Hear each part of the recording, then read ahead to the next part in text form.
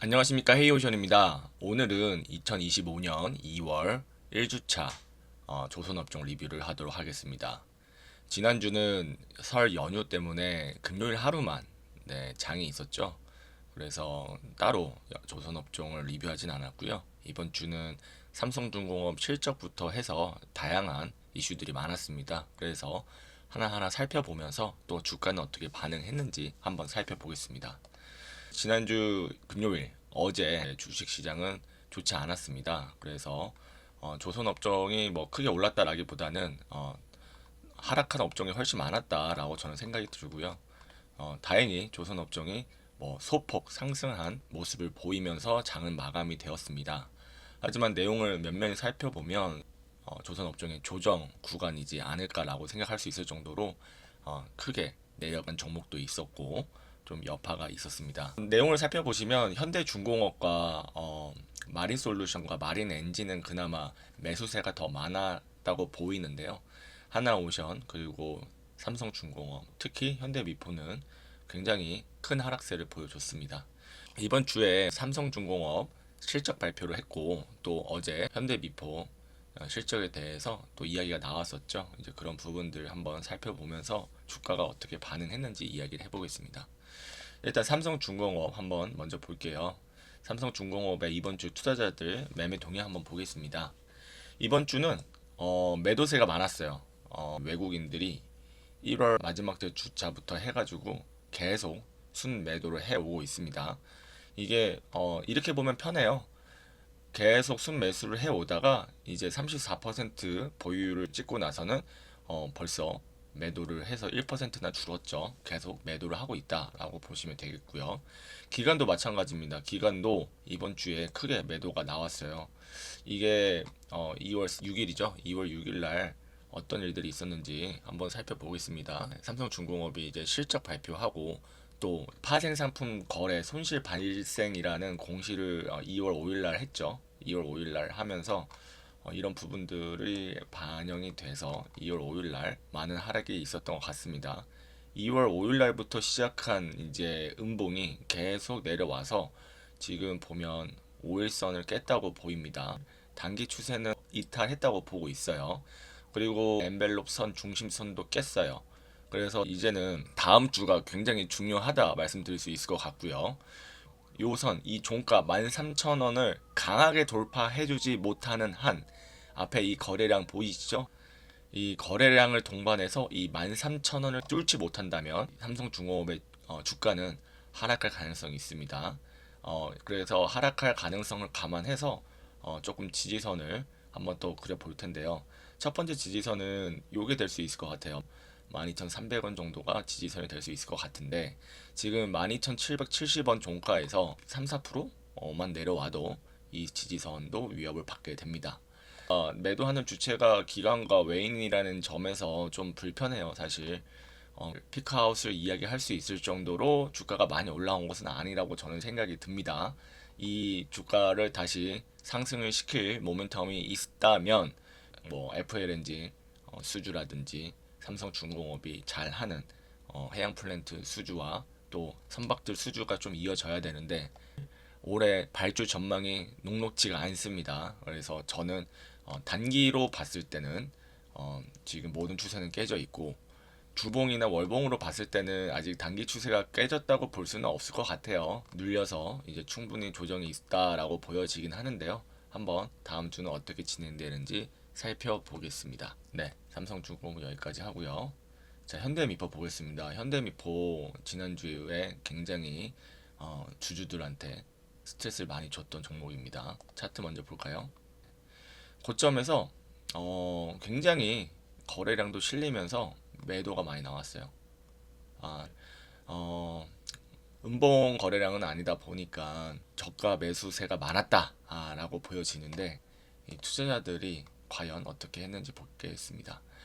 미포는 지난 1월 달부터 기간의 순매도를 보일 수 있고요. 외국인도 마찬가지입니다. 외국인도 신고가를 찍었을 때 같이 들어 올렸다가 그 뒤로 계속 매도를 때렸습니다. 이게 좋은 시그널이라고 말씀드리기는 어려워요. 지금 모건이랑 메릴 린치 단타를 가장 많이 하는 외국인 창구죠. 많이 던지고 있습니다. 던지면 좋아요. 신용 개미들 많이 털 수 있고요. 이 외국인과 기관들 플레이어들을 우리가 이길 수 없는 이유는 개인들은 레버리지를 많이 쓰기 때문입니다. 지금 단기 추세 다 깨졌어요. 21선도 깨졌고 다 깨졌습니다. 단기적으로 죽었다고 볼 정도로 다시 지지선을 정해야 될 정도입니다. 그냥 제 나름대로 감안한다면 지금 이 지지선 지금 요거 받고 올라왔거든요. 그러니까 요 받고 올라온 게 지금 심리적으로 요 지지선을 깨고 내려온다면 저는 92,000원까지도 내려올 수 있다고 보기 때문에 다음 주가 중요합니다. 그런데 사실 현대미포가 25년 상반기는 부하가 많이 없어요. 많이 줄어서 지금 야대에서 유효 인력들이 생기기 시작했습니다. 이게 무엇을 의미하냐? 상반기 건조라든지 이제 매출이라든지 이런 부분들이 막 크게 일어나지 않을 수 있다 이겁니다. 그래서 미포조선이 상반기는 어려울 수 있다 뭐 이런 이야기들 많이 했어요. 근데 머리 적자 물량들 22년도에 수주한 게 아직 상반기까지 남아 있다. 그래서 이런 부분들 때문에 지금 피크아웃이다 뭐 이런 얘기들이 나오고는 있는 것 같은데 미포 그만큼 앞으로 수주할 수 있는 슬롯이 많이 남아 있고 또 이제 미국이라는 모멘텀이 있지 않습니까? 아직도 이제 현대 미포가 미국 군수 지원함이나 이런 부분들 수주해 본 적이 없는데 아시다시피 중공업그룹은 영업이 수주를 한 곳에서 해서 미포랑 중공업이랑 3호에 뿌려줍니다. 그러다 보니까 현대중공업 그룹이 미국 군수 관련해서 지원함이나 이런 부분들을 수주하게 된다면 그 사이즈에 맞게끔 이제 배분을 할 거예요. 그래서 저는 현대미포가 떨어지면 떨어질수록 닿는 거 나쁘지 않다. 왜냐하면 그 미국 조선업 스토리의 내러티브에 올라탈 수 있다고 생각하고 있어요. 그래서 개인적으로 더 떨어지면 좋겠다라는 생각입니다. 매매 동향이라든지 이런 부분들 기계적으로 실적이라든지 이런 것들 반응해가지고 매매하시는 기관이나 외국인 플레이어들께 드리기 때문에 그거는 감안하셔야 됩니다. 네. 하나오션 보겠습니다. 우리의 하나오션 계속 신고가 유지하면서 제일 강하다라는 걸 보여주고 있어요. 많이 강하죠. 이게 주체가 큰 손 개인들이 그냥 매수한다고 저는 생각하고 있어요. 이 투자자별 매매 동향을 보시면 기관들은 이제 45,000원, 5만 원대부터 이제 털고 나가기 시작했어요. 이제 외국인들이야 뭐 사고 팔고 하는 부분들이 좀 있을 것 같은데 기관들은 이제 목표 주가 크게 넘어선 이래로는 뭐 하지 않는다라는 느낌을 받고 있고요. 하나오션 같은 경우는 최근에 어제죠 컨테이너선 수주 소식도 트레이저 윈드 뉴스에서 보긴 했는데 하나오션이 지금 다른 조선소 대비해서 미국 조선업 내러티브도 있고 상당히 들고 갈 만한 주식이다라고 말씀드릴 수 있을 것 같고 예, 이건 단기 추세 다 살아 있습니다. 이 선 따라서 그냥 쭉 올라가고 있습니다. 5일선 따라서 쭉 올라가고 있고 나쁘지 않다 말씀드릴 수 있을 것 같습니다. 하나오션이 언제 빠지냐 이렇게 해서 신규 진입자들이 계속 쳐다보고 있는 종목이다 보니까 지금 하면서 다들 못 산 거예요. 요때 못 들어갔으면 못 샀다고 봅니다. 쭉쭉쭉쭉 올라갔기 때문에 하더니 44,000원대에서 벌써 6만 원 된 겁니다. 엄청 올랐죠. 벌써 단기 50% 올랐어요. 25년부터 해가지고 엄청 올랐죠. 우리 1월 2일 날 37,000원밖에 안 됐습니다. 두 배가 돼가고 있어요. 엄청난 기대를 한 몸에 받고 있죠. 그 1월달 대비해서 우리 목표 주가도 리레이팅 됐지만 더 좋게 리레이팅 돼야 됩니다. 실적이 생각보다 잘 나왔었고요. 한번 기대를 해보겠습니다. 자, 현대중공업 보겠습니다. 우리의 현대중공업 하나오션만큼이나 주가가 나쁘지 않아요. 5일선, 단기선 다 유효합니다. 유효한데 현대중공업이 하나오션보다 주가 상승 부분에서는 좀 밀린 느낌이 없잖아 있어요. 그래서 저는 차라리 하나오션보다는 현대중공업이 오히려 낫지 않은가 이제 수익률 차원에서 말씀을 드리는 겁니다. 이 외국인 보유율도 상당히 낮아요. 낮다는 얘기는 이 외국인이 내러티브 타고 매입을 더 많이 할 수 있는 포션이 열려 있다라고 생각을 하는 겁니다. 이 하나오션이 갖고 있는 외국인 지분율보다도 외국인 19% 갖고 있지 않습니까? 근데 현대중공업은 10%밖에 안 돼요. 그러니까 삼성중공업 대비해서도 적을 겁니다. 삼성중공업은 외국인이 33%나 들고 있고요. 그래서 현대중공업 같은 경우는 전 나쁘지 않다고 봐요. 이번에 배당 공시도 이제 아주 시원하게 하지 않았습니까? 그래서 기관 외국인 보면은 뭐 투자 주체별로 조금 차이가 있을지언정 들어오고는 있다라고 보여지고요. 또 이제 목표 주가 릴레이팅 됐지만 그거보다도 아직 언더다. 그래서 아직 뭐 먹을 게 좀 남아 있다라고 보이는데 이것도 좀 떨어지면 좋겠지만 현대중공업이 연초에 컨테이너 수주한 거 말고 다시 수주 소식은 없습니다. 그래서 현대중공업도 역시 미국 조선업 스토리에 올라타야 더 크게 반응이 있을 수 있습니다. 그런 거 감안해서 보시면 좋을 것 같고요. HJ중공업 6,250원 5일선 깨져 있죠. 그리고 투자 그 주체가 기간이 지난주부터 많이 들어왔어요.